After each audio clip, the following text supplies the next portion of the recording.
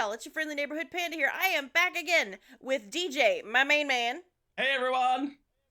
And we are on the third song of the Vengeance Saga called Charybdis. Hell of a name.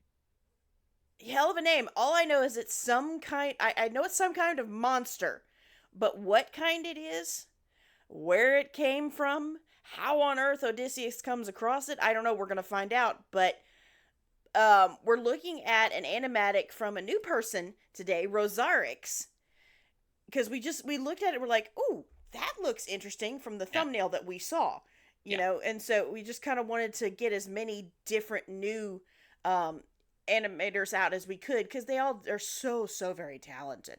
Amazingly talented. And on your point earlier about that this being some kind of monster, it seems like anytime there's a song title where I look at it and I go, how the heck would you pronounce that? It ends up being the name of some mythological monster. So, between the Cyclops, between Scylla, or Scylla, and now this one, we've had a couple of different songs that have all been named after monsters.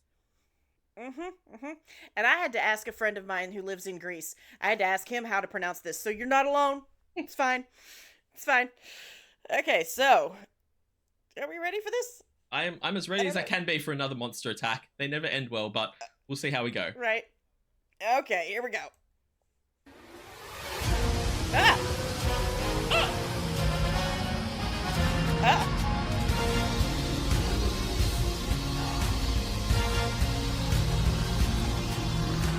You must be who Hermes mentioned.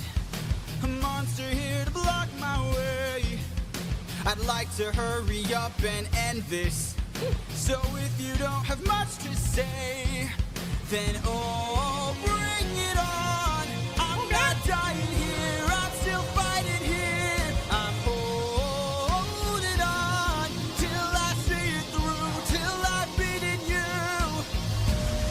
Okay, first of all, the rock, like, just drums and guitar and everything in the background is so captivating from the start. But then I love just the casual way, like, you must be who Hermes mentioned. If you don't mind, I'd like to kind of just keep going. So if you could just, get out of my way. It's so casual the way he's singing it. You're a giant sea monster leech looking thing. I'm just not fazed by that. It's like, if we can get this over with, I got places to be. It's just bonkers. Right. I'm also so curious as to how this one would be staged, because we've just had that absolute bop of a dance around the stage kind of a song with Hermes, and he says goodbye to Hermes. Hermes flies off and does this little giggle. I'm guessing maybe we'd have some like kind of just like in the middle music to show like him traveling or something like that. Changes. And then boom, this drops in, because you couldn't just go straight from bye to boom. It would just be insane. Like I feel like they need some kind of transition here, but I was not ready for this song to start off as Monster Attack. Absolutely not. Yeah, I was thinking we'd have kind of some kind of little him singing about how he's been on the water for a while, or not just straight into boom monster. So freaked me out at the beginning. I was like, oh my god, but he's unfazed. Absolutely. And it's like, okay, because again, he's saying it's like, I really got places to be, so I got to get going. And it's funny you say trying to figure out how to stage this, because this thing, from what I can tell, has no features in it that could be played by a humanoid.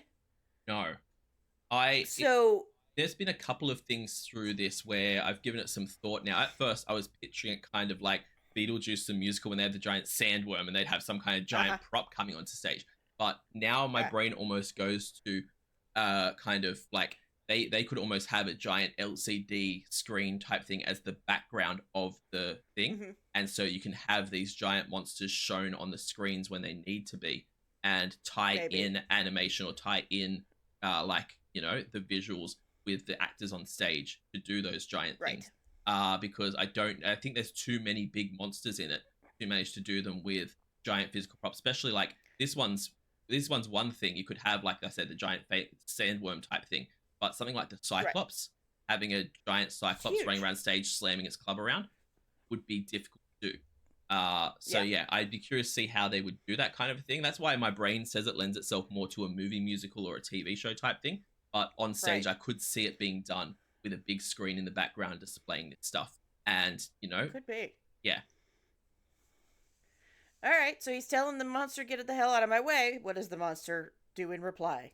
You.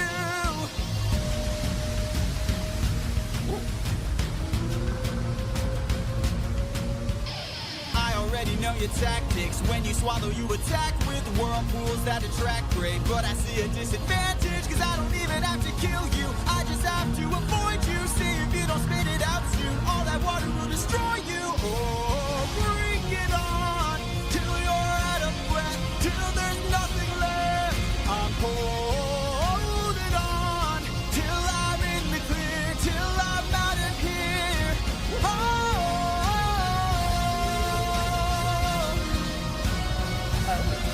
Damn!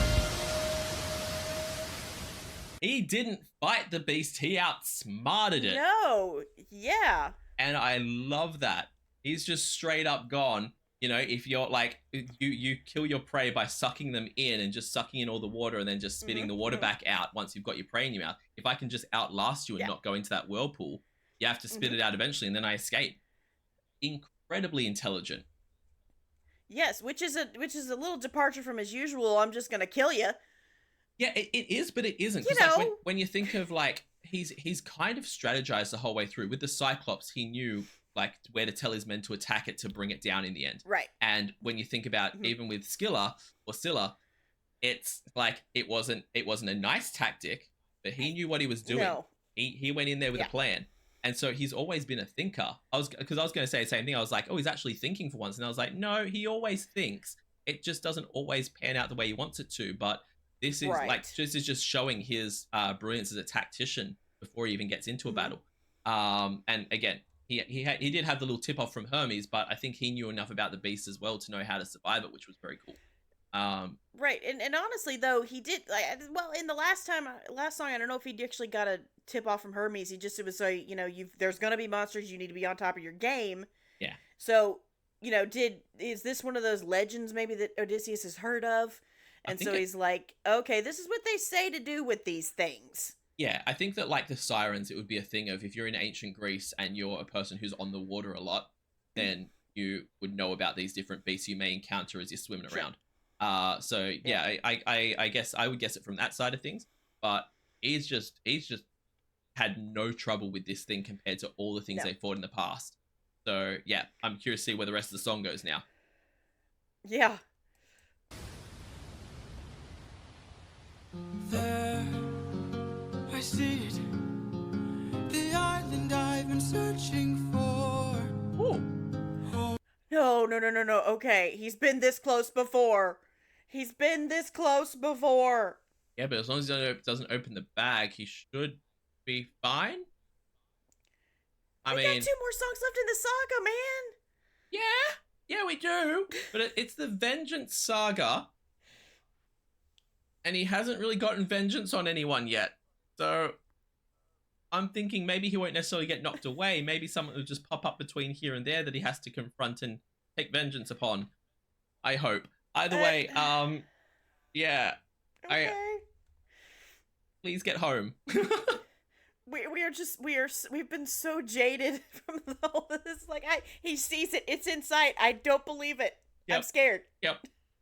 I see it. The island I've been searching for. Home.